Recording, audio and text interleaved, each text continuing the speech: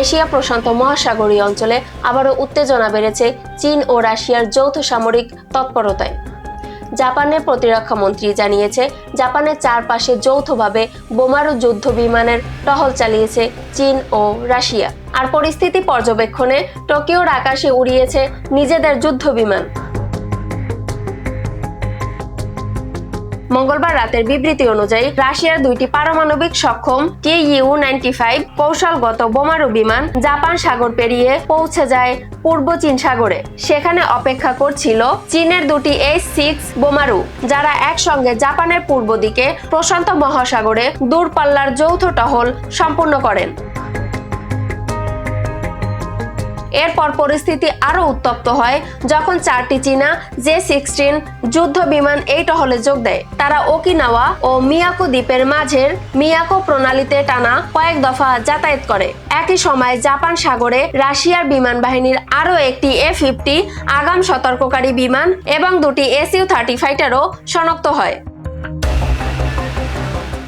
জাপানের প্রতিরক্ষা মন্ত্রী শিনজিরো কোইজুমি স্পষ্ট ভাষায় বলেছে, চীন ও রাশিয়ার এই অভিযান আমাদের বিরুদ্ধে শক্তি প্রদর্শনের উদ্দেশ্যে করা হয়েছে এবং এটি জাপানের জাতীয় নিরাপত্তার জন্য গুরুতর উদ্বেগের বিষয়।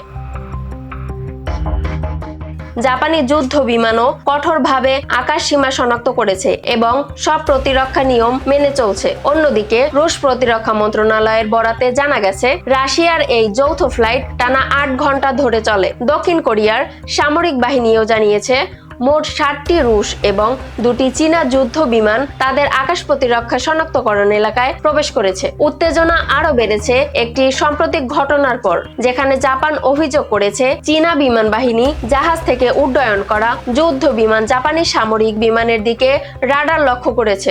বেইজিং অবশ্য অভিযোগটি অস্বীকার করেছে। চীন ও রাশিয়ার এই সামরিক ঘনিষ্ঠতা নতুন নয়। তারা এর আগে রাশিয়ার মাটিতে ক্ষেপণাস্ত্র প্রতিরক্ষা মহড়া এবং দক্ষিণ চীন সাগরে নৌবাহিনীর লাইভ ফায়ার অনুশীলনও করেছে।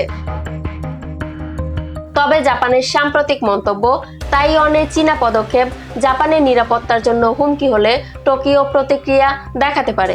এশিয়ার আকাশে এই শক্তি প্রদর্শনের পাল্টাপাল্টি অবস্থায় পরবর্তী পদক্ষেপ কি হবে তা নিয়ে এখন চলছে জোরদার আলোচনা। ইয়ামনি নিউজ ডেস্ক, নিউজ 24 ঘন্টা।